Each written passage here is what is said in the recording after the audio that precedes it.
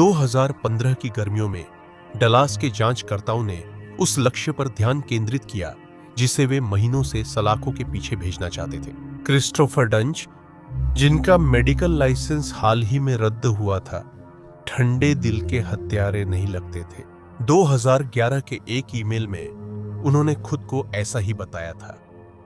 सिर्फ 2 साल में डंच ने अपने 38 में से 33 मरीजों को गंभीर रूप से घायल या अपंग कर दिया। कई को लकवा हुआ और वे व्हील चेयर पर आ गए। उन्होंने 2 और मरीजों की जान ले ली थी। अपराधों के चलते उसे डॉक्टर डेथ कहा गया और टेक्सास की वॉकर काउंटी की OBLS यूनिट जेल भेजा गया। डंच असल में कौन था और इतनी लापरवाही के बाद भी कैसे बचा रहा? इस डॉक्यूमेंट्री में हम इन सवालों और कई अन्य सवालों के जवाब देने का प्रयास करेंगे, क्योंकि हम क्रिस्टोफर डंच के जीवन और अपराधों में गहराई से उतरेंगे।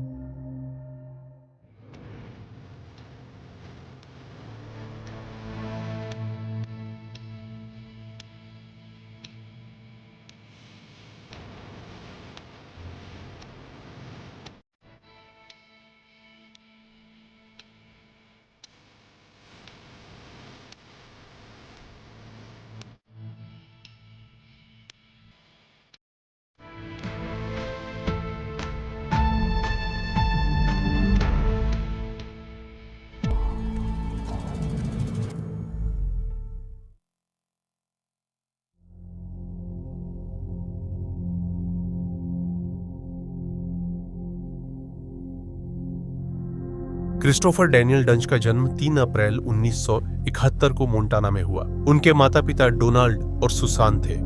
सुसान स्कूल टीचर थीं। डोनाल्ड फिजिकल थेरेपिस्ट व क्रिश्चियन मिशनरी थे। परिवार मेम्फिस, टेनेसी चला गया, जहां डंच ने अपना बचपन बिताया और इवेंजेलिकल क्रिश्चियन स्कूल से पढ़ाई कर ग्रेजुएट हुए। यह स्कूल कॉर्डोवा उपनगर में है।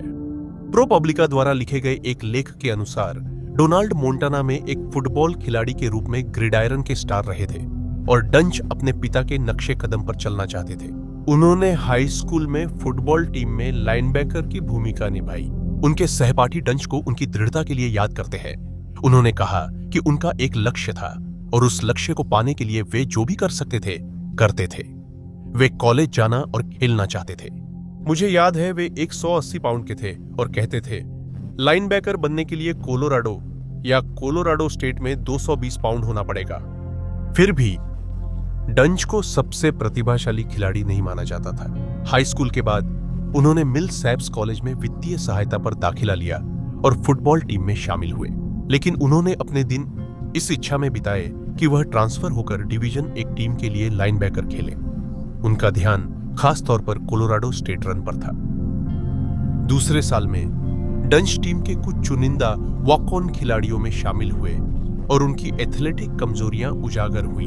उनके साथियों ने याद किया कि उन्हें बुनियादी ड्रिल्स करने में भी दिक्कत होती थी, लेकिन वह बार बार उन्हें दोहराने की जिद करते थे, यह मानकर कि काफी अभ्यास से वह उन्हें कर लेंगे। आखिरकार डंच ने टीम छोड़ी और यूनिवर्सिटी ऑफ मेम्फिस लौट गए।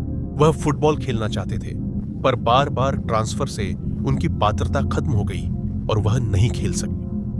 फुटबॉल न खेल पाने की निराशा के बाद डंच ने योजना और पढ़ाई बदलकर मेडिसिन पर ध्यान दिया। 1995 में स्नातक के बाद वे एक महत्वाकांक्षी MDO PhD प्रोग्राम में शामिल हुए। इस पहल के तहत डंच ने रिसर्च लैब में ब्रेन कैंसर की उत्पत्ति और स्टेम सेल्स के उपयोगों का अध्ययन किया। उन्होंने ये डिग्रियां 2001 और 2002 में प्राप्त की अपने सर्जिकल रेजिडेंसी के दौरान।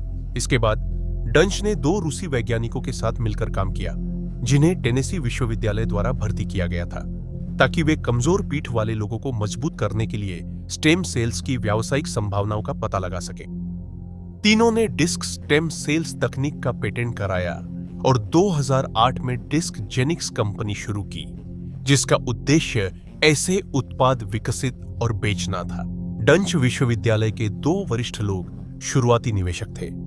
देखने में लगा कि पूर्व फुटबॉल खिलाड़ी ने अपना लक्ष्य पा लिया और तरक्की कर रहा है, लेकिन बाद में दोस्तों और जान पहचान वालों ने मेडिकल छात्र की एक अलग ही कहानी बताई, जिसमें एक खास पूरी रात चलने वाली नशे में डूबी जन्मदिन की पार्टी का जिक्र था। डंच की रेजिडेंसी के बीच में वह और उसके दोस्त शराब का अत्यधिक सेवन करते थे और कोकीन और गोलियों सहित कई अवैध नशीले पदार्थ लेते थे। सुबह होते ही डंच ने लैब कोट पहनी और अस्पताल के राउंड्स पर निकल गया। एक महिला ने अदालत में बताया, कोकीन लेने के बाद लोग पैरानॉइड हो जाते हैं और घर में रहना पसंद करते हैं।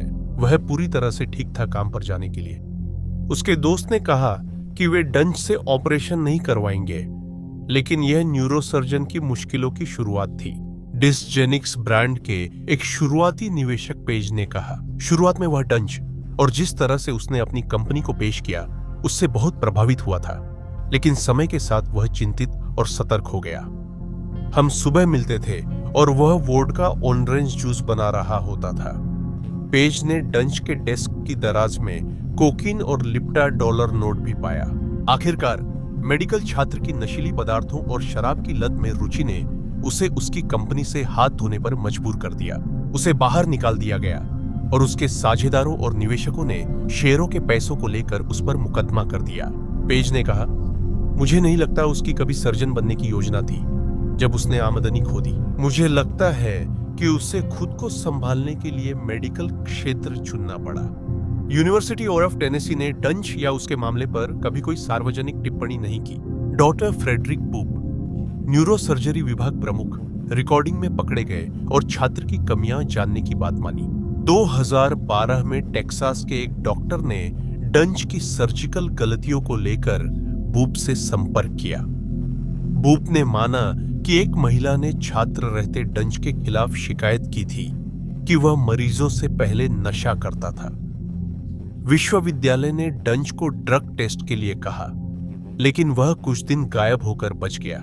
वापसी पर उसे महीनों तक अशक्त चिकित्सकों के कार्यक्रम में भेजा गया और बाकी रेजिडेंसी के दौरान निगरानी में रहा। 2010 तक डंच ने university of Tennessee health science centre में न्यूरोसर्जरी रेजिडेंसी और फिर मेम्फिस के सेमिस मर्फी क्लिनिक में स्पाइन फेलोशिप पूरी की। 2015 में डंच की गिरफ्तारी के बाद डलास जिला अटॉर्नी कार्यालय ने उसके सीवी में दर्ज सभी अस्पतालों को समन भेजकर उसकी सभी सर्जरी के रिकॉर्ड मांगे, जिनमें रेजिडेंसी के दौरान की गई सर्जरी भी थी। पता चला कि रेजिडेंसी के अंत तक उसने 100 से कम सर्जरी की थी। आमतौर पर न्यूरोसर्जरी रेजिडेंट्स लगभग 1000 सर्जरी करते हैं। 2011 में मेम्फिस में डंच ने 27 साल की exotic dancer Wendy Reen Young से मुलाकात की। डंच 40 साल के थे। दोनों की मुलाकात बार में हुई और वे एक दूसरे को पसंद करने लगे। वेंडी ने याद किया कि ड्रिंक के बाद वे सर्जन के घर गए और ऑफिस में डिस्को बॉल के नीचे डांस किया। इसके बाद सब तेजी से हुआ। वेंडी ने डी मैगजीन से कहा कि हमने जल्दी शादी की बात की थी। 3 महीनों में हम साथ रहने लगे और मैं गर्भवती हो गई। तब डंच नौकरी ढूंढ रहे थे।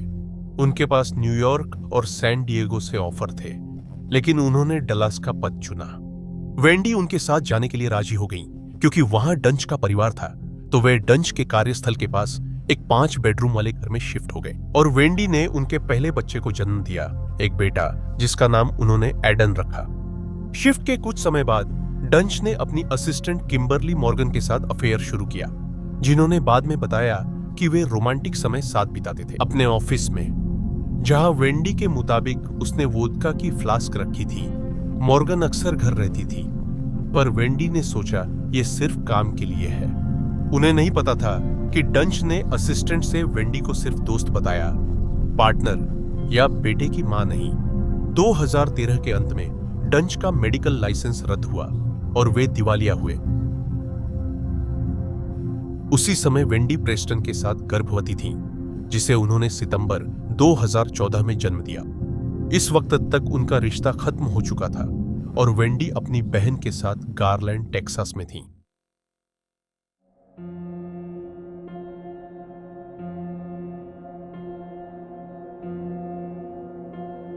जब वेंडी और डंच मिले, उस वक्त सर्जन $5 लाख से ज्यादा कर्ज में थे, क्योंकि करियर की शुरुआत में उन्होंने पीएचडी पर ज्यादा ध्यान दिया था। उनका नाम कई शोध पत्रों में आया, और उन्होंने अपना समय डिस्क जेनेटिक्स पर ध्यान केंद्रित करने में बिताया। ज्यादा कर्ज के कारण निकाले जाने से पहले डंच ने फैसला किया कि उनके लिए न्यूरोसर्जन की नौकरी करना सबसे अच्छा रहेगा। 2011 में गर्मियों में वह और वेंडी डलास चले गए ताकि वह अब Baylor Scott and White Medical Center कहे जाने वाले अस्पताल में काम कर सकें। टेक्सास के कॉलिन और डेंटन काउंटी में उन्हें मिनिमली इन्वेसिव स्पाइन सर्जन के रूप में अमेरिकी डॉलर 6 लाख सालाना और बोनस के साथ नियुक्त किया गया था। डंच कागजों पर बहुत योग्य थे। उन्होंने 15 साल ट्रेनिंग ली थी और उनका सीवी 12 पन्नों का था। बाद में मेडिकल सेंटर ने दावा किया कि उन्हें बताया गया था कि यह सर्जन उन सबसे बेहतरीन और होशियार न्यूरोसर्जनों में से एक है जिन्हें उन्होंने कभी ट्रेन किया है, जब वे उनकी खूबियों के बारे में विस्तार से बताते रहे।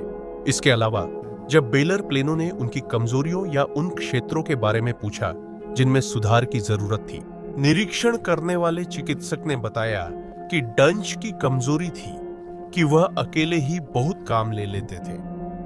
इसी दौरान डॉक्टर फ्रेडरिक बूप ने अस्पताल को एक सिफारिश फैक्स की और अच्छे या उत्कृष्ट विकल्प चुने। डंच की क्षमताएं बेहतरीन हैं और क्रिस सबसे होशियार व मेहनती व्यक्ति हैं जिन्हें मैंने देखा है।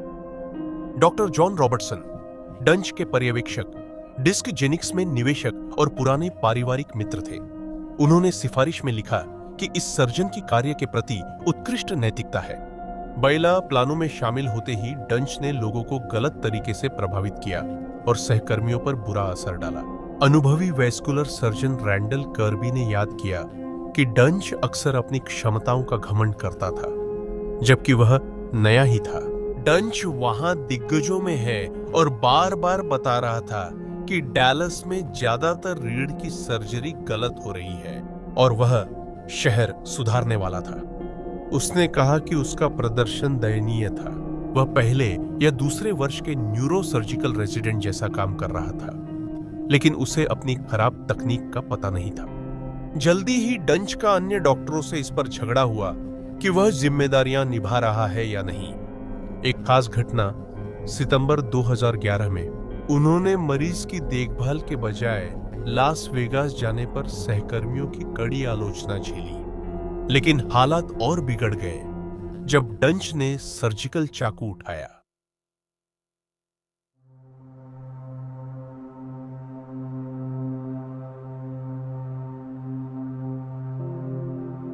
नवंबर 2011 में डंच ने केनेथ फेनेल की सर्जरी की, जो बायला प्लान में उनके पहले मरीज थे। फेनेल ने बताया कि सर्जन ने अगली सुबह कहा। सर्जरी सफल रही। बाद में पता चला कि डंच ने फेनेल की पीठ के गलत हिस्से पर ऑपरेशन किया, जिससे उन्हें दर्द हुआ। डंच डल्लास मेडिकल सेंटर जाने पर फेनेल ने दूसरी सर्जरी करवाई, जिससे ऑपरेशन के बाद उनकी टांगें लकवाग्रस्त हो गई। डंच द्वारा फीमोरल नस का हिस्सा निकालने के बाद फेनेल को महीनों रिहैब की जरूरत पड़ी, जिससे वे छड़ी के सहारे चल पाए, लेकिन उनकी शारीरिक गतिविधि सीमित रही। वह 30 फीट से ज्यादा नहीं चल सकते या कुछ मिनट से ज्यादा खड़े नहीं रह सकते बिना फिर से बैठने की जरूरत महसूस किए। डंच का अगला शिकार एक व्यक्ति था जिसका नाम ली पासमोर था, जो कॉलिन काउंटी के मेडिकल इन्वेस्टिगेटर थे और जिनका ऑपरेशन 12 दिसंबर 2011 को हुआ था। पासमोर ने पहले सर्जरी कराई थी, लेकिन पीठ दर्द फिर लौट आया। उनके पेन स्पेशलिस्ट ने कहा कि भले ही उनके पास कोई रेगुलर सर्जन रिकमेंड करने के लिए नहीं है, लेकिन हाल ही में उन्होंने एक भरोसेमंद सर्जन से लंच किया था। इसके बाद उन्होंने पासमोर को डंच बताया और दोनों ने ऑपरेशन तय किया। हालांकि सर्जरी एक आपदा साबित हुई। ऑपरेशन के दौरान डंच ने एक लिगामेंट काट दिया, जिसे आमतौर पर इस तरह की प्रक्रिया में नहीं छुआ जाता। इसके अलावा उन्होंने पासमोर की रीढ़ में हार्डवेयर गलत जगह लगा दिया और उसका स्क्रू, जो हार्डवेयर को जगह पर रखता है, रीढ़ में गलत स्थान पर लगा दिया। उन्होंने स्क्रू के थ्रेड को घिस दिया, जिससे उसे निकाला न जा सके। अन्य सर्जनों के अनुसार थ्रेड न घिसने पर भी स्क्रू ऐसी जगह था कि निकालने पर पासमोर का खून बह जाता। वेस्कुलर सर्जन मार्क होयल, जिन्होंने ऑपरेशन में सहायता की थी, बाद में याद करते हैं कि डंच को अत्यधिक खून बहने का बिल्कुल भी एहसास नहीं था। सर्जन की हरकतों से वह इतने परेशान हुए कि एक बार उन्हें शारीरिक रूप से रोक दिया और बाद में डंच से कहा कि वह खतरनाक है। सर्जन के व्यवहार ने होयल को यह सोचने पर मजबूर कर दिया कि क्या वह मानसिक रूप से ठीक है। पासमोर को लगातार दर्द और सीमित गतिशीलता के साथ छोड़ दिया गया। डंच का काम यहां बेहतर नहीं हुआ। बैरी मोर्गुलोव पूल सर्विस कंपनी के मालिक थे, जिनकी पीठ में वर्षों से चोट और घिसावट थी। पिता के आयात व्यवसाय में ट्रक उतारने में मदद की। पहले उनकी पीठ की सर्जरी हुई थी, लेकिन दर्द लौटने पर दर्द विशेषज्ञ ने डंच का काट दिया। उन्हें सर्जन से बहुत प्रभावित होने की याद है। उन्होंने कहा, शानदार इंसान, मुझे बहुत पसंद आए। बाद में उन्होंने जोड़ा, मैं तुम्हें ठीक कर सकता हूं, जैसे जादुई शब्द थे। बस यही मैंने सुना। मुझे लगा कि वही आदमी मुझे फिर से चलने में मदद करेगा। मार्गोलोव 11 जनवरी 2012 को एंटीरियर लंबर स्पाइनल फ्यूजन के लिए गए। हालांकि सर्जरी के दौरान डंच ने एक बार फिर गड़बड़ कर दी जब उन्होंने एक ग्रैब टूल का इस्तेमाल करके रीढ़ से एक क्षतिग्रस्त डिस्क को निकालने की कोशिश की। वैस्कुलर सर्जन रैंडल किर्बी ने डंच से बहस की और सर्जरी संभालने की पेशकश की, लेकिन डंच के स्कैल्पेल न छोड़ने पर किर्बी ने सर्जरी छोड़ दी। सर्जन ने भी गलतियां करना जारी रखा, यहां तक कि जब उन्हें सही एनाटॉमी भी दिखा दी गई, तब भी उन्होंने इस गड़बड़ ऑपरेशन के दौरान, जिसमें हड्डी के टुकड़े स्पाइनल कैनाल में छूट गए थे, गलतियां की। मोर्गुलोव अपने बाएं हिस्से के कार्य खो बैठे और उन्हें व्हील चेयर चाहिए थी। उन्होंने याद किया, मैं रिकवरी रूम में जागा और ऐसा लगा जैसे मुझे किसी ट्रक ने टक्कर मार दी हो। मैंने इससे पहले कभी इस तरह का दर्द महसूस नहीं किया था। मोर्गुलोव ने बताया कि उनकी जिंदगी की गुणवत्ता में बदलाव आया और वे अंधेरे दौर से गुजरे। मैं खुद को नुकसान पहुंचाने से रोकने मनोरोग केंद्र गया था। यह मुश्किल था, पर मैंने ऐसा नहीं किया क्योंकि मेरी पत्नी और बच्चा थे। बाद में मोर्गुलोव एक अपॉइंटमेंट से बाहर चले गए जब डंच नशे में दिखे। 2018 तक मोर्गुलोव ने बताया कि कुछ नुकसान ठीक हो गया, लेकिन उन्हें चलने के लिए छड़ी की जरूरत है। जैसे जैसे दागा का टिश्यू बढ़ेगा, दर्द और गति कम होगी और एक दिन फिर से व्हील चेयर पर निर्भर रहना पड़ेगा। अगले महीने जेरी समर्स, डंच के पुराने दोस्त, बैलर प्लानो आए अपनी गर्दन की 2 कशेरुकाएं जुड़वाने। समर्स ने हाई स्कूल में सर्जन के साथ फुटबॉल खेला था। उनकी रेजिडेंसी के दौरान रिसर्च लैब में लॉजिस्टिक्स में मदद की थी और उनके प्रैक्टिस में शिफ्ट होने में भी सहायता की थी। दोनों दोस्त डंच के घर ढूंढने शहर के एक लग्जरी हाई राइज अपार्टमेंट में साथ रहे। समर्स को हाई स्कूल फुटबॉल मैच में चोट लगने के बाद से लगातार पीठ दर्द रहता था और यह दर्द उनकी वयस्कता में एक कार दुर्घटना में और भी बढ़ गया था। डॉक्टरों ने बताया कि ऑपरेशन में डंच ने समर्स की वर्टिब्रल आर्टरी को नुकसान पहुंचाया, जिससे तेज खून बहने लगा। उन्होंने 1200 मिलीलीटर खून खो दिया, जो कुल का 5वां हिस्सा था, और रीढ़ की हड्डी के फ्यूजन ऑपरेशन में सामान्य से 24 गुना ज्यादा था। खून बहना रोकने के लिए डंच ने उस जगह में इतनी ज्यादा एंटीकोएगुलेंट जेल फोम भर दी कि उसने समर्स की रीढ़ की हड्डी को दबा दिया। ऑपरेशन के दौरान नर्सों और अन्य स्टाफ को पूरी उम्मीद थी कि सर्जन एक बार फिर से ऑपरेशन करेंगे, लेकिन उन्होंने मना कर दिया। इस प्रक्रिया के बाद समर्स गर्दन से नीचे लकवाग्रस्त हो गए और उदास हो गए। उनकी उस वक्त की गर्लफ्रेंड जेनिफर मिलर ने बताया कि जेरी क्रिस के साथ शांत रहते थे, लेकिन मुझसे कहते थे, मैं मरना चाहता हूं, मुझे मार दो। कुछ दिनों बाद समर ने स्टाफ को बताया कि उन्होंने और डंच ने उसकी सर्जरी से ठीक पहले और सुबह कोकीन ली थी। इस दावे के परिणाम स्वरूप सर्जन को ड्रग टेस्ट करवाने के लिए मजबूर किया गया, जिसे वह पास कर गए। इसके बाद अस्पताल के अधिकारियों ने उन्हें छुट्टी पर भेज दिया जब तक कि साथियों की समीक्षा पूरी नहीं हो जाती। समीक्षा के दौरान उन्हें छोटे ऑपरेशन शुरू करने की अनुमति मिली, लेकिन समीक्षा पूरी होने तक बड़े ऑपरेशन नहीं कर सकते। समर्स ने बाद में अपने 2017 के बयान में अपने आरोपों को वापस ले लिया। उन्होंने कहा कि उन्होंने यह कहानी इसलिए बनाई क्योंकि उन्हें लगा कि उनका करीबी दोस्त उन्हें छोड़ गया।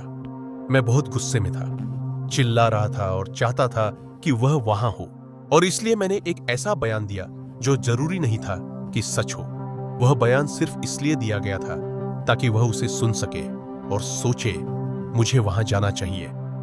समर्स की 2021 में मृत्यु हो गई थी, जो डंच द्वारा की गई असफल सर्जरी के कारण हुई जटिलताओं से संबंधित संक्रमण के कारण हुई थी।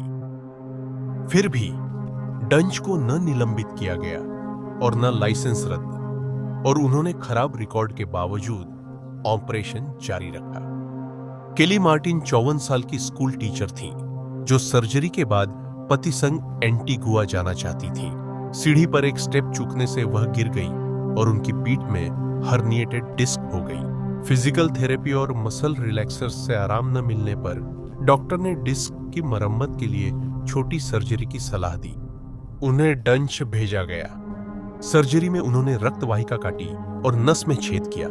फिर भी ऑपरेशन जारी रहा। मार्टिन का बहुत खून बह रहा था। फिर भी डंच ने सर्जरी नहीं रोकी, जबकि सहयोगियों ने खून की कमी की चेतावनी दी। उनका गलत मानने से इनकार आईसीयू टीम की बचाने की कोशिशों में बाधा बना। ऑपरेशन के बाद जब मार्टिन जागी तो वह चिल्लाने लगी और अपनी टांगों को नोचने लगी, जिससे टीम को उसे बेहोश करना पड़ा। स्टाफ ने देखा कि डंच वेटिंग रूम में कागजात भरते और नोट्स लिखते रहे, मरीज की देखभाल नहीं की। मार्टिन की मौत अत्यधिक खून बहने से कार्डियक अरेस्ट के कारण हुई। बेहोश किए जाने के बाद वह कभी नहीं जागी। उनकी मृत्यु के बाद डंच से एक बार फिर ड्रग टेस्ट में भाग लेने के लिए कहा गया। उनका पहला टेस्ट पानी से पतला पाया गया, जबकि दूसरा टेस्ट साफ था। उन्होंने मनोवैज्ञानिक मूल्यांकन पास किया। डंच और उनके एक सर्जन के रूप में प्रदर्शन की समीक्षा की गई और पाया गया कि वे अस्पताल के मानकों पर खरे नहीं उतरे। बेलर प्लेनो में उनके सर्जिकल विशेषाधिकार स्थायी रूप से रद्द किए गए। एक और सहकर्मी समीक्षा शुरू की गई ताकि मेडिकल सेंटर गलत तरीके से नौकरी से निकाले जाने के मुकदमे और संभावित हार की लागत से बच सके। अस्पताल अधिकारियों ने डंच के वकीलों से समझौता कर इस्तीफा देने दिया। इसके जवाब में बेलर प्लानो ने पत्र जारी कर कहा कि उनके साथ कोई समस्या नहीं थी, जिससे वह अपनी हरकतें जारी रख सके।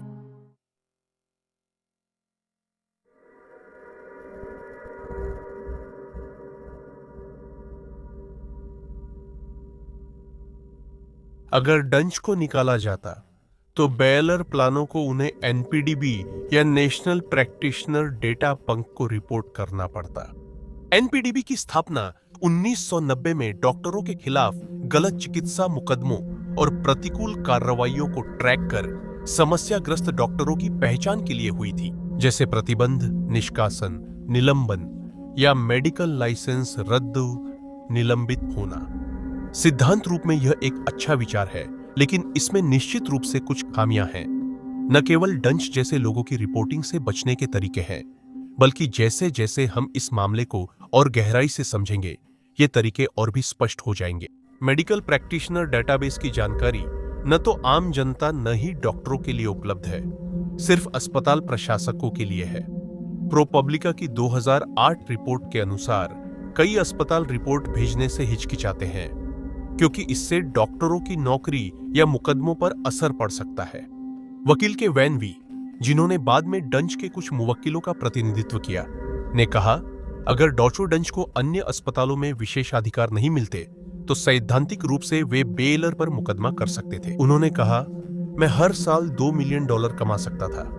अब आप मुझे जिंदगी भर $2 मिलियन के कर्जदार हैं। पब्लिक सिटीजन की रिपोर्ट के मुताबिक 2009 तक अमेरिका के करीब आधे अस्पतालों ने कभी किसी डॉक्टर की रिपोर्ट एमपीडीबी को नहीं दी थी।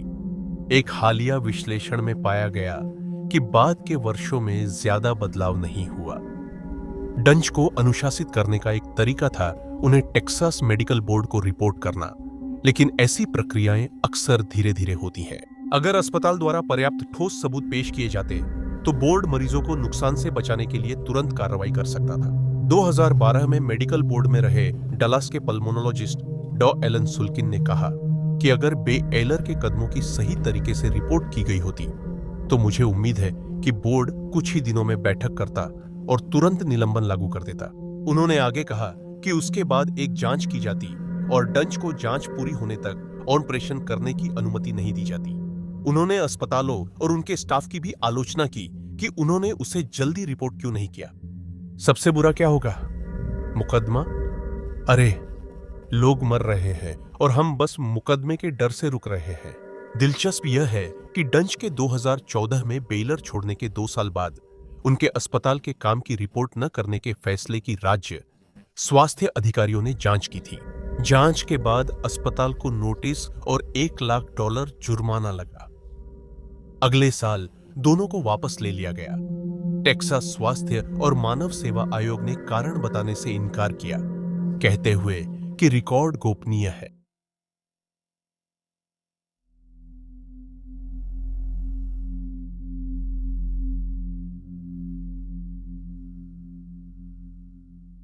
बेलर प्लानो छोड़ने के बाद डंच डलास काउंटी के फार्मर्स ब्रांच के डलास मेडिकल सेंटर चले गए। जब उनके रेफरेंस चेक चल रहे थे, उस दौरान सर्जन को अस्थायी विशेषाधिकार दे दिए गए। इससे उन्हें मरीजों पर ऑपरेशन करना जारी रखने की अनुमति मिल गई। डंच के यहां रहते ही नर्सों को शक हुआ कि वे नशे में हैं, जिससे शुरुआती चेतावनी मिल गई थी। और स्टाफ ने बताया कि वे कई बार लगातार कई दिनों तक एक ही सर्जिकल ड्रेस पहनकर काम पर आते थे। 24 जुलाई 2012 को अस्पताल में शामिल होने के कुछ दिन बाद ही डंच ने अगला ऑपरेशन किया। फ्लोरिडा ब्राउन 64 वर्षीय बैंकर थीं, जो रिटायरमेंट के करीब थीं और अपने गर्दन कंधे के दर्द से राहत के लिए सर्वाइकल स्पाइन सर्जरी चाहती थीं। सर्जरी शुरू होने के करीब आधे घंटे तक सब ठीक था। फिर डंच ने बताया कि रीढ़ की हड्डी दिख नहीं रही है। नर्स कार्ल किसिंगर ने याद किया।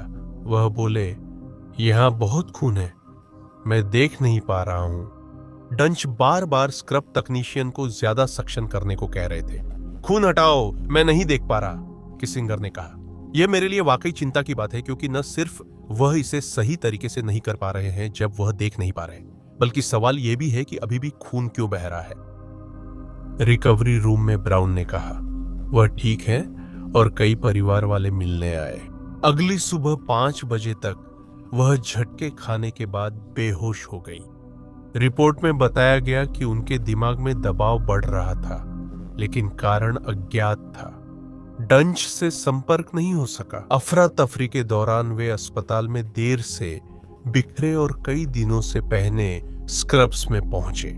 स्टाफ ने नोट किया, क्योंकि उसकी बट के गाल में बड़ा छेद था। जब उन्हें यह बताया गया कि उनकी मरीज बेहोश है, तब डंच ने उसे देखने जाने का फैसला नहीं किया, बल्कि वह दूसरी सर्जरी करने चले गए। अस्पताल अधिकारियों ने बार बार उनसे ब्राउन की देखभाल या ट्रांसफर करने को कहा, क्योंकि उन्होंने देखभाल से इनकार किया। उन्होंने अनुरोध किया कि अगली सर्जरी टाल दें। डंच ने ब्राउन के सिर में छेद कर दबाव कम करने का सुझाव दिया, पर उन्हें अनुमति नहीं मिली। अस्पताल के पास न तो ऐसा उपकरण था और न ही ऐसा स्टाफ था जो इस काम को कर सके, और डंच खुद भी इसके लिए योग्य नहीं थे, और उनके पास ब्रेन सर्जरी करने की कोई अनुमति नहीं थी। ब्राउन कई घंटों तक कोमा में रही, इससे पहले कि डंच ने आखिरकार उनकी देखभाल किसी और को सौंपी। लेकिन जब तक उन्होंने ऐसा किया, तब तक वह पहले ही ब्रेन डेड हो चुकी थी। टेक्सास मेडिकल बोर्ड ने निष्कर्ष निकाला कि उनकी मृत्यु रक्तस्राव और स्ट्रोक से हुई थी। ऑपरेशन में डंच ने ब्राउन की वर्टिब्रल आर्टरी काटी और प्रक्रिया रोकने से मना किया। उन्होंने उसमें रक्तस्राव रोकने की सामग्री जरूरत से ज्यादा डाल दी थी। डंच अगली मरीज पर ऑपरेशन की जिद कर रहे थे, जबकि फ्लोएला ब्राउन मर रही थी। मरीज 71 वर्षीय मैरी आइफोर्ड थी। मैरी आइफोर्ड को कसरत करने का बहुत शौक था, और उम्र बढ़ने के बावजूद वे सक्रिय जीवन शैली बनाए रखती थीं। वे अपनी पीठ के दर्द से राहत पाना चाहती थीं, ताकि फिर से अपनी कसरत शुरू कर सके। किसिंजर ने आरोप लगाया कि ऑपरेशन के दौरान डंच मैरी आइफोर्ड की सर्जरी करते समय ब्राउन के बारे में सोचकर उनका ध्यान भटका था। बताया जाता है कि किसिंजर और पर्यवेक्षकों में ब्राउन की खोपड़ी में छेद करने के विचार पर बहस हुई थी। आइफोर्ड की प्रक्रिया पर काम करते समय डंच ने उनकी पीठ के गलत हिस्से पर ऑपरेशन करते हुए उनकी एक नस की जड़ काट दी। साथ ही उन्होंने एक नस में स्क्रू घुमा दिया। उनकी रीढ़ की हड्डी के विपरीत तरफ छोड़े गए स्क्रू के छेद, जिस डिस्क को निकालना था, उसे नहीं निकाल पाए और उनकी मांसपेशियों के ऊतक में सर्जिकल उपकरण छोड़ दिए। वह इतना ढीला था कि छूते ही हिल जाता था। हालांकि साथियों ने डंच को चेतावनी दी थी कि वह प्रक्रिया सही तरीके से नहीं कर रहे हैं, क्योंकि वह स्क्रू और हार्डवेयर को हड्डी की बजाय मांसपेशियों में लगा रहे थे। फिर भी उन्होंने पहले की तरह इसे जारी रखा। कुछ स्टाफ को लगा उनकी पुतलियां फैली थीं, जिससे शक हुआ कि वे शराब के नशे में थे। इस गलत ऑपरेशन के परिणाम स्वरूप मैरी एफर्ड, जो 71 साल की सक्रिय और अन्यथा स्वस्थ थीं, लकवाग्रस्त हो गईं। उन्होंने याद किया कि ऑपरेशन के बाद जब वह जागीं तो उन्हें असहनीय दर्द हो रहा था, जिसे उन्होंने 1 से 10 के पैमाने पर 10 से भी ज्यादा बताया। एक अनुभवी रीढ़ सर्जन, जिनका नाम रॉबर्ट हेंडरसन था, ने वह सर्जरी की जिसका उद्देश्य डंच द्वारा किए गए नुकसान की मरम्मत करना था। एफर्ड का ऑपरेशन करने पर उन्होंने जो देखा उसे बच्चे के निर्माण सेट से खेलने जैसा बताया। On oxygen documentary licensed to kill में टिंकर टॉयज की तरह। हेंडरसन ने कहा, जैसे ही मैंने मरीज के पुराने घाव को खोला, मैं देख सकता था कि एक स्क्रू बाईं ओर से ड्यूरल सैक में घुसा हुआ था। वो वहां बस हिल रहा था, जैसे किसी ने टिंकर टॉयज या इरेक्टर सेट फेंक दिए हों। मुझे समझ नहीं आया कि सर्जन कैसे सोच सकता है कि उसने प्रक्रिया सही से की है। एफर्ड की रीढ़ की हड्डी में डंच ने 3 बार स्क्रू डालने की कोशिश की, लेकिन हर बार असफल रहा। उसने नस की जड़ काट दी थी और एक स्क्रू ने पैर व मूत्राशय नियंत्रित करने वाली नसों को छेद दिया था। हेंडरसन ने इस ऑपरेशन को हमला बताया और कहा, अगर बचाव सर्जरी नहीं होती तो एफर्ड बिस्तर पर ही रह जाती।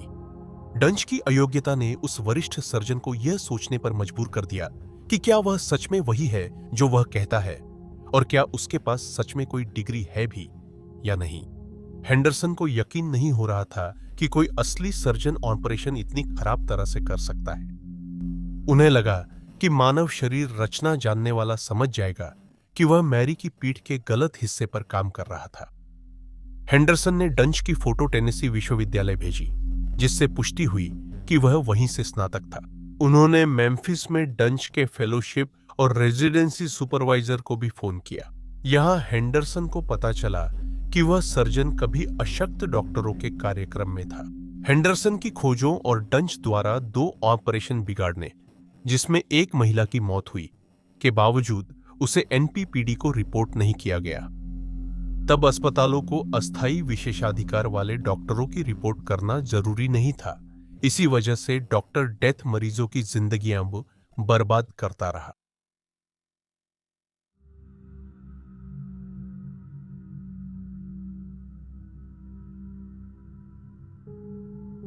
डल्लास मेडिकल सेंटर छोड़ने के बाद डंच ने साउथहैम्पटन कम्युनिटी हॉस्पिटल में काम शुरू किया, जहां उसे ऑपरेशन की अनुमति मिल गई।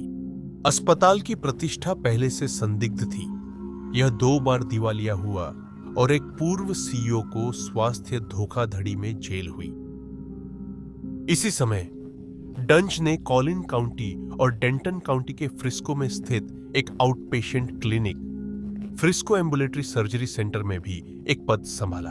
इसी बीच डंच को नहीं पता था कि डॉक्टर उसके खिलाफ शिकायतें कर रहे थे। टेक्सास मेडिकल बोर्ड को उसकी ईफोर्ड और ब्राउन पर की गई सर्जरी के बारे में सूचित किया गया, और इन मामलों की जानकारी मिलने के बाद रैंडल किर्बी, जो पहले डंच से मिल चुके थे, ने मेडिकल बोर्ड को बताया कि डंच को रोकना चाहिए।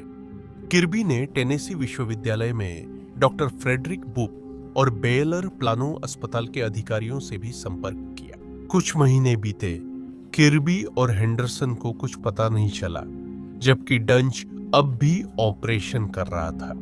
सितंबर 2012 में जेफ चेनी, जो 3 बच्चों के पिता और 6 पोते पोतियों के दादा थे, डंच आए। जब वह अपने कंधे से लेकर बाह तक फैल रहे दर्द से राहत पाना चाहते थे, जेफ चेनी ने याद किया, डॉक्टर डंच ने कहा था कि सर्जरी के बाद मैं पूरी तरह दर्द मुक्त हो जाऊंगा। उन्हें निश्चित रूप से आत्मविश्वास था, लेकिन जैसे ही वह अपने ऑपरेशन के बाद जागे, उन्हें एहसास हुआ कि कुछ गलत है। ऐसा लग रहा था जैसे मेरे ऊपर भाप से चलने वाला रोलर चल गया हो। वह अपने शरीर के दाहिने हिस्से को बिल्कुल भी हिला नहीं पा रहे थे। डॉक्टर डंच ने मेरी ओर देखा और कहा, मुझे नहीं पता आप ऐसे क्यों हैं। वहां सब कुछ सही हुआ, लेकिन असल में ऐसा नहीं था। डंच के रिकॉर्ड देखकर यह नामुमकिन था। ऑपरेशन के दौरान सर्जन ने चीनी की रीढ़ को नुकसान पहुंचा दिया, जिससे उसके शरीर के दाहिने हिस्से में संवेदना खत्म हो गई। तेज दर्द के कारण उसने मैकेनिक की नौकरी छोड़कर घर पर रहना शुरू कर दिया था। 2 महीने बाद जैकलीन ट्रॉयहोनी आई। सर्जरी के दौरान उसने उसकी एक धमनी काट दी, उसकी एक वोकल कॉर्ड काट दी और उसकी ट्रेकिया को भी नुकसान पहुंचा दिया। टोरी इतनी कमजोर थी कि फुसफुसा ही पाती थी। उसे हफ्तों बेहोश रखा गया और ट्यूब से खाना दिया गया ताकि खाना फेफड़ों में न जाए। उसने अदालत में कहा, यह बुरे सपने जैसा था, मैं उसमें जाग गई थी। उसकी भोजन नली रीढ़ के पास प्लेट के नीचे दब गई थी और डंच ने उसकी श्वासनली में छेद किए। उसके पास एक ही वोकल कॉर्ड बचा था। एक अन्य डॉक्टर ने उसकी सर्जरी को बेहद खराब बताया। रैंडल किर्बी से ट्रॉय की मदद तब मांगी गई थी जब वह गंभीर संक्रमण से जूझ रही थी। उन्हें पता चला कि डंच ट्रॉय की खराब सर्जरी के बाद भी ऑपरेशन कर रहा था और हर सर्जरी में गड़बड़ी कर रहा था। अंत में डंच को डलास के मैकिनी के मेथोडिस्ट अस्पताल ने NPBD को रिपोर्ट किया। 2012 के मध्य में उन्होंने बेलर प्लेनो में डंच की खराब देखभाल देखकर उसे विशेषाधिकार देने से मना कर दिया।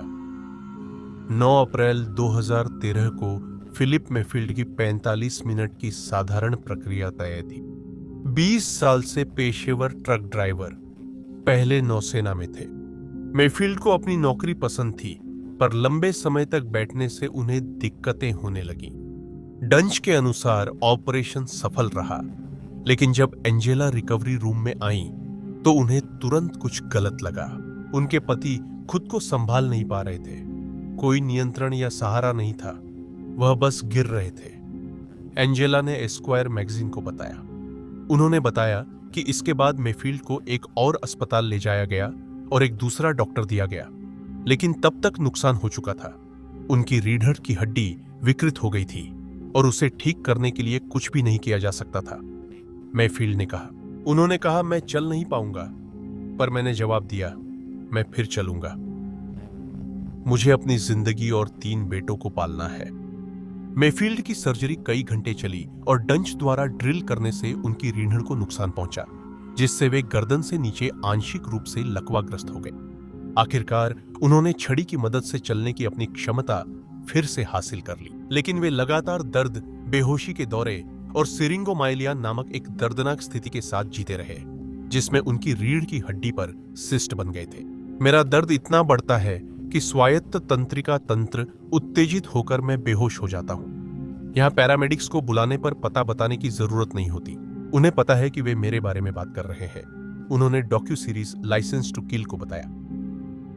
जनवरी 2021 में मेफील्ड ने नई दवा शुरू की और 3 डोज ली। कोविड-19 से संक्रमित होने के बाद 12 फरवरी को 50 वर्ष की उम्र में उनका निधन हुआ। वे पत्नी व 3 बेटों को छोड़ गए।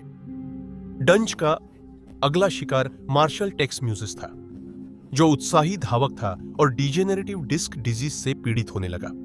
सर्जन से मिलने पर म्यूजिस ने याद किया। उन्होंने एक्सरे देखकर कहा, आपको 5 साल पहले सर्जरी करानी थी, तुरंत भर्ती होकर सर्जरी करनी होगी। हालांकि जिस दिन म्यूज की सर्जरी होनी थी, उसके एक दिन पहले ही उसने एक लेख पढ़ा जिसमें स्कूल टीचर केली मार्टिन की मौत के बारे में बताया गया था, जिनकी मौत डंच के हाथों हुई थी। म्यूजिस ने लाइसेंस टू किल बताया, मैंने डॉक्टर डंच को फोन किया कि मैंने ये ऑनलाइन देखा है। वो तुरंत चिल्लाने और गाली देने लगे। बोले, तुम्हारी हिम्मत कैसे हुई? मुझे भरोसा नहीं कि तुम मुझ पर हत्या का आरोप लगा रहे हो। उन्होंने कहा, मरीज की मौत एनेस्थीसिया से एलर्जी के कारण हुई। संतुष्ट होकर म्यूज ने ऑपरेशन करवाया, लेकिन बाद में उठने पर उन्हें तेज दर्द हुआ। डंच ने म्यूज से कहा कि उनका दर्द सामान्य है और वे ज्यादा प्रतिक्रिया दे रहे हैं, भले ही वह दर्द रीढ़ में चाकू के साथ जैकहैमर चलाने जैसा है। इसके बाद उन्होंने धावक को इतनी ज्यादा परकोसेंट दवा लिख दी कि फार्मासिस्ट ने दूसरी बार दवा देने से मना कर दिया, क्योंकि डॉक्टर मरीज को मारने जा रहा है। तेज दर्द निवारक दवाओं के चलते म्यूज नशे के शिकार हो गए और अपनी नौकरी व पत्नी खो दी। एक अन्य डॉक्टर, जिन्होंने बाद में इस मामले की समीक्षा की, ने पाया कि डंच ने कभी भी रीढ़ में जरूरी हार्डवेयर नहीं लगाया था और उसकी जगह उसे रीढ़ और मांसपेशी के ऊतकों के बीच में छोड़ दिया था। कुछ ही समय बाद जेफ ग्लाइडवेल, जो 2004 में एक मोटरसाइकिल दुर्घटना के बाद से पीठ दर्द से परेशान थे, ऑपरेशन के लिए डंच के पास गए। सर्जरी के लिए प्रतिष्ठित सर्जन खोजते समय उन्हें पाम नाम की महिला की वीडियो गवाही मिली। ट्रस्टी ने एक बार डंच के काम की रिकॉर्डिंग में तारीफ की थी, यह सोचकर कि वह एक ऐसे वीडियो का हिस्सा है जो सर्जन को उसके काम और कौशल के लिए मिलने वाले पुरस्कार के लिए बनाया जा रहा है। असल में डंच सिर्फ रिकॉर्डिंग को इन्फोमर्शियल में इस्तेमाल करना चाहता था। उसने फॉलो अप अपॉइंटमेंट में भाग लेने को कहा, जहां उसने ऑपरेशन के बाद दर्द की शिकायत की। उसने कहा, यह सामान्य है और अब ट्रस्टी खुद को भाग्यशाली मानती है। कहती हैं, मैं चल सकती थी और जमीन के ऊपर थी। वह अपराध बोध महसूस करती हैं कि उनकी सिफारिश से दूसरों जैसे ग्लाइडवेल ने डंच के साथ सर्जरी करवाई। वह कहती हैं, मुझे लगा यह मेरी वजह से हुआ और वो शब्द जो मुझे हमेशा सताते हैं, वह एक महान इंसान थे। ग्लाइडवेल सर्जरी को लेकर पहले ही संकोची थी। ऊपर से अस्पताल जाते वक्त कई काली बिल्लियां रास्ता काट गई। अंधविश्वासी स्वभाव के ग्लाइडवेल ने अपनी पत्नी से घर लौटने का सुझाव दिया, लेकिन उसने उन्हें ऑपरेशन करवाने के लिए प्रोत्साहित किया। अस्पताल में ग्लाइडवेल को सर्जन के आने तक कई घंटे आईवी से इंतजार करना पड़ा। डंच टैक्सी से 3 घंटे देर से पहुंचे। ग्लाइडवेल ने याद किया, उसने नीचे से उधड़े हुए जीन्स पहन रखी थी। वह ऐसा नहीं लग रहा था कि वह सर्जरी के लिए तैयार है। कई घंटे बाद डंच ने ग्लाइडवेल की पत्नी रॉबिन को बताया कि सर्जरी रोक दी गई है क्योंकि वहां ट्यूमर जैसा कुछ मिला। ग्लाइडवेल के जागने पर उन्होंने पूछा, डॉक्टर कहां हैं? मैं हाथ पैर नहीं हिला पा रहा हूं और बोलने में भी परेशानी है। रैंडल किर्बी से मदद ली गई, जबकि ग्लाइडवेल को दूसरे अस्पताल भेजा गया। किर्बी ने देखा ग्लाइडवेल की पीठ पर चीरा गलत जगह था। साथ ही डंच ने उसकी इसोफेगस में सिल्वर डॉलर जैसा छेद कर दिया था। एक नस निकाली, धमनी काटी गई और शरीर में सर्जिकल स्पंज छोड़ा गया। जल्दी पता चला स्पंज क्यों छोड़ा गया था। अगर उसे निकाला जाता, ग्लाइडवेल जरूर खून बहने से मरता। डंच की काट छांट से किर्बी ने देखा मरीज सेप्टिक हो गया और उसे गंभीर संक्रमण हो गया। और भी बुरा, किर्बी ने doctor series license to kill को बताया कि डंच द्वारा देखा गया कथित ट्यूमर असल में सिर्फ मांसपेशी थी। मैंने मिस्टर ग्लाइडवेल जैसा मामला कभी नहीं देखा। यह हत्या का प्रयास था और मेरी राय में हमारे मेडिकल समुदाय में पहले भी सीरियल किलर था। डंच ने उसने जो भारी नुकसान किया था उसे ठीक करने में मदद करने से इनकार कर दिया। किर्बी ने सहयोगी के काम को पागलपन बताया और कहा डंच ग्लाइडवेल का सिर काटने की कोशिश कर रहा था। उसने तर्क दिया कि सर्जरी इतनी बुरी तरह से बिगाड़ दी गई थी कि यह अभूतपूर्व थी और इससे पहले अमेरिका में ऐसा कभी नहीं हुआ था। ग्लाइडवेल ने डंच के नुकसान की भरपाई के लिए 50 से ज्यादा प्रक्रियाएं करवाईं, लेकिन वह अब भी सर्जरी के दुष्प्रभाव झेल रहे हैं।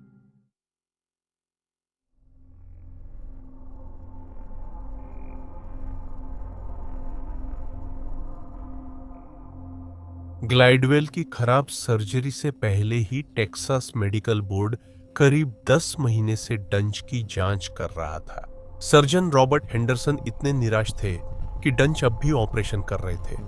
उन्होंने बोर्ड को फोन कर सजा निलंबित करने की गुहार लगाई, लेकिन ऐसा नहीं हुआ। इसी बीच रैंडल किर्बी ने जून 2013 में एक 5 पन्नों का पत्र लिखा, जिसमें ग्लाइडवेल की सर्जरी के दौरान हुई हर घटना का जिक्र किया गया था। उन्होंने डंच को समाज विरोधी बताया और लिखा कि उसे चिकित्सा से रोका जाए। 26 जून को बोर्ड ने डंच को ऑपरेशन से रोकने का आदेश दिया। यह तब हुआ जब रिपोर्टर ब्रेट शिप ने इस कहानी की जानकारी लेकर बोर्ड से संपर्क किया। रिपोर्ट्स के अनुसार बोर्ड को लगा कि प्रशिक्षित सर्जन में इतनी कम योग्यता असंभव है, इसलिए वे जल्दबाजी में निष्कर्ष नहीं निकालना चाहते थे। हालांकि उनके आलोचकों को डर था कि यह डंच का अंत नहीं है। हेंडरसन ने कहा, मैं सस्पेंडेड शब्द से डर गया था क्योंकि इसका मतलब है कि वह इसे फिर से पा सकता है। मैं पहले से ही जानता था कि डॉक्टर डंच कितने चालाक, सहज, मिलनसार, बुद्धिमान और दोस्ताना थे। जब भी वह प्रभावशाली लोगों से मिलते थे, मुझे डर था कि वह लाइसेंस पाने के लिए भी यही करेंगे, चाहे 6 महीने, 1 साल या 2 साल बाद। मेडिकल बोर्ड ने मार्टिन लाजर से मामले की समीक्षा करवाई। लाजर ने डंच के काम की कड़ी आलोचना की और कई अन्य लोगों की तरह वह भी विश्वास नहीं कर सके कि एक प्रशिक्षित सर्जन इतना अयोग्य कैसे हो सकता है। उन्होंने नोट किया कि डंच अक्सर मरीजों की गंभीर स्थिति को खून बहने के कारण नहीं समझ पाते थे। 6 दिसंबर 2013 को डंच का मेडिकल लाइसेंस रद्द कर दिया गया। अपना लाइसेंस खोने के बाद पूर्व सर्जन डंच डेनवर कोलोराडो चले गए और उनकी हालत लगातार बिगड़ती चली गई। जनवरी 2014 में पुलिस ने डंच को नशे में और सड़क के गलत साइड पर गाड़ी चलाते हुए गिरफ्तार किया। फिर उन्हें डिटॉक्स केंद्र भेजा गया। बच्चों से मिलने के साथ उन्हें डलास में मनोवैज्ञानिक जांच के लिए भी ले जाया गया। शहर में वॉलमार्ट से अमेरिकी डॉलर 800 से ज्यादा की चीजें चुराने के आरोप में उन्हें गिरफ्तार किया गया। मार्च 2015 में पुलिस को डलास के एक बैंक में बुलाया गया, जहां राहगीरों ने रिपोर्ट दी थी। एक आदमी जिसके हाथों पर खून लगा था, दरवाजों पर अपना चेहरा मार रहा था, उसे नशे में पाया गया। वह बड़बड़ा रहा था कि उसका परिवार खतरे में है। उसने काली शर्ट और स्क्रब्स पहन रखे थे और वह खून से सना हुआ था। 3 महीने बाद टेक्सास ऑब्जर्वर ने सोशियोपैथ सर्जन डंच ने पैंट चोरी करने के आरोप में गिरफ्तारी शीर्षक से लेख प्रकाशित किया, जिसमें वॉलमार्ट से चोरी की कोशिश का जिक्र था। लेख के नीचे कमेंट सेक्शन में डंच आलोचकों पर गुस्सा और चिल्लाहट दिखी। प्रिंट होने पर यह 80 से ज्यादा पन्नों का था। कुछ टिप्पणियां रैंडल किर्बी की ओर निर्देशित थीं और उन्होंने टिप्पणी की कि बैरी मॉर्गुलोफ की सर्जरी पूरी तरह सफल रही थी। टिप्पणियां डलास डिस्ट्रिक्ट अटॉर्नी कार्यालय भेजी गईं। एक जज जो जेफ ग्लाइडवेल को जानते थे, पहले ही मामला डीए के पास ले गए थे। असिस्टेंट डिस्ट्रिक्ट अटॉर्नी मिशेल सुगाट ने केस संभाला, अपनी टीम के साथ डंच के मरीजों से बात करते हुए, ताकि वे सबसे अच्छा रास्ता निकाल सके और यह तय कर सके कि पूर्व सर्जन पर क्या आरोप लगाए जाए। आखिरकार डंच पर 5 मामलों में गंभीर हमला और एक मामले में बुजुर्ग व्यक्ति को चोट पहुंचाने का आरोप लगाया गया। मैरी एफर्ड, जिला अटॉर्नी के कार्यालय ने माना कि अंतिम आरोप को आगे बढ़ाना ही सबसे अच्छा है, क्योंकि इससे सबसे बड़ी सजा मिल सकती है और इसे अदालत में साबित करना आसान है। इस अपराध के लिए डंच को उम्र कैद हो सकती थी, लेकिन जांचकर्ताओं को जल्दी करनी थी क्योंकि समय सीमा खत्म होने वाली थी। 21 जुलाई 2015 को डंच को गिरफ्तार कर हिरासत में लिया गया और उसने 2 साल मुकदमे का इंतजार किया। इस दौरान उसके 19 मरीजों को मुआवजा मिला। उनमें से 14 का वैन वे ने प्रतिनिधित्व किया, जिन्होंने आर्थिक लाभ नहीं बल्कि न्याय की भावना से ये क्लाइंट्स लिए। डंच के पीड़ितों ने उस पर मुकदमा करने की कोशिश की, लेकिन राज्य में कोई वकील उनका केस लेने को तैयार नहीं था। टेक्सास में 2003 में टॉर्ट कानून में सुधार के कारण, जिससे मिलने वाली राशि कम हो गई थी, राज्य में कदाचार के मुकदमों की संख्या आधे से भी ज्यादा घट गई थी। डंच का मुकदमा 2 फरवरी 2017 को शुरू हुआ। मैरी एफर्ड समेत कई पीड़ितों ने उसके व्यवहार का पैटर्न दिखाने के लिए गवाही दी। डंच के मुख्य रक्षा वकील रॉबी मैकलंग ने कहा, वहां वॉकर और बैसाखी का सहारा लेने वाले, मुश्किल से चलने वाले और अपने प्रियजनों को खोने वाले लोग थे। वहां कई गलत चीजें हुई थीं। हम मैरी एफर्ड तक पहुंचे उससे पहले ही आप देख सकते हैं कि सब कुछ नीचे की ओर जा रहा है। मेरा मतलब है, बहुत तेजी से बिगड़ रहा है। डंच आमतौर पर शांत और आत्मविश्वासी थे, लेकिन जब मार्टिन नजर और अन्य विशेषज्ञों ने जूरी को उनकी गलतियों के बारे में बताया, तो वे कुछ निराश दिखे। इस मामले में मुख्य गवाह डंच की पूर्व प्रेमिका किम्बरली मॉर्गन थीं, जिन्होंने कहा कि डंच बाहर से दयालु लेकिन अंदर से गुस्सैल और टकराव करने वाले थे। बंद दरवाजों के पीछे मॉर्गन से कहा गया कि वह एक ईमेल का हिस्सा पढ़कर सुनाए, जो डंच ने उन्हें 11 दिसंबर 2011 की सुबह भेजा था, ठीक उस समय से पहले जब उन्होंने बायला प्लानोमेली पासमोर का ऑपरेशन किया था। ईमेल की सब्जेक्ट लाइन थी ओ कैम्स रेजर और मैसेज में 5 पन्नों तक गालियां और बेतुकी बातें थीं। फिर अंत में लिखा था, दुर्भाग्यवश आप नहीं समझ सकते, मैं साम्राज्य बना रहा हूं और डिब्बे से इतना दूर हूं कि पृथ्वी छोटी, सूरज चमकीला लगता है। मैं अपने प्यार, दया और धैर्य को छोड़ने को तैयार हूं, ताकि एक ठंडे दिल का हत्यारा बन सकूं। यह वही हिस्सा है जो मॉर्गन ने अदालत में पढ़ा था। डंच के बचाव पक्ष ने दोष खराब प्रशिक्षण और अस्पताल की निगरानी की कमी पर डाला, लेकिन अभियोजन पक्ष ने इसका विरोध किया। उसके ईमेल से साबित होता है कि वह जानता था कि वह क्या कर रहा है। उन्होंने कहा कि उसकी पुरानी गलतियों से न सीखना दिखाता है कि मैरी एफर्ड को जानबूझकर नुकसान पहुंचाया गया। उन्होंने कुछ दोष उन अस्पतालों पर भी डाला जिन्होंने डंच को नौकरी दी और कहा कि उसे ऑपरेशन करने की प्रेरणा मिलती रही, क्योंकि उसकी कमाई से उसकी आर्थिक समस्याएं कम होती थीं। 13 दिन चला मुकदमा खत्म हुआ। निर्णायक मंडल ने फैसला लेने से पहले कुछ घंटे विचार किया। उन्होंने डंच को 20 फरवरी 2017 को एक बुजुर्ग व्यक्ति को चोट पहुंचाने के एक मामले में दोषी पाया और उसे उम्र कैद की सजा सुनाई गई।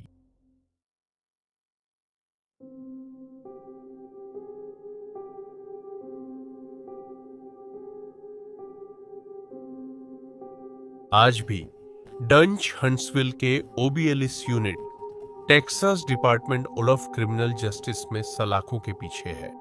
18 सितंबर 2017 को उनके वकील ने अपील में कहा कि अन्य पीड़ितों की गवाही और किम्बरली मॉर्गन का पढ़ा ईमेल जूरी को अनुचित रूप से प्रभावित करने के लिए इस्तेमाल हुआ। यह अपील असफल रही। डंच अब 51 साल के हैं और 2045 तक पैरोल के योग्य नहीं होंगे, तब उनकी उम्र 74 वर्ष होगी। 2018 में एक साक्षात्कार में जेरी समर्स, डंच के पूर्व मित्र, यह नहीं बता सके कि उन्होंने उन पर भरोसा क्यों किया। एक सर्जन के रूप में उन्होंने कहा कि उन्हें पता था कि उनके दोस्त को बिना रास्ता भटके कार चलाना भी मुश्किल था, लेकिन उन्होंने मान लिया था कि डंच को न्यूरोसर्जरी के लिए बेहतर प्रशिक्षण मिला है। डंच का मामला न सिर्फ चिकित्सा क्षेत्र की रिपोर्टिंग खामियों को उजागर करता है, बल्कि यह भी दिखाता है कि हत्यारे हमेशा डरावने नहीं होते। वे सामान्य नागरिक होते हैं जो साधारण जीवन जीते हैं। इस मामले में डंच को जिंदगियां बचानी थी। उसने अपने भरोसे और ताकत का गलत इस्तेमाल किया, खुद को भगवान समझा, जिससे नुकसान हुआ जो शायद कभी ठीक न हो या जानलेवा हो सकता है।